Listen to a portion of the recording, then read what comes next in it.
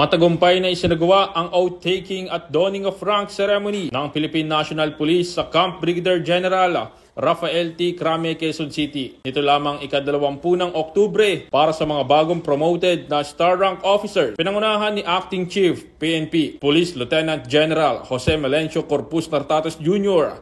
ang panunumpa sa tungkulin at paggawad ng bagong ranggo kasama ang command group, pamilya at mga kapwa-opisyal. Dalawa ang na-promote sa 2-star rank bilang Police Major General, sina Police Major General Wilson Joseph F. Lopez at Police Major General Maria Leonora C. Camarao. 15 opisyal naman ang naitaas sa 1-star rank bilang Police Brigadier General. Tampok sa seremonya ang patuloy na advokasya ng PNP sa profesional na pag-unlad, merito sa promosyon at pagpanday ng literato, kaakibat ng temang bagong PNP para sa bagong Pilipinas, serbisyong mabilis, tapat at nararamdaman.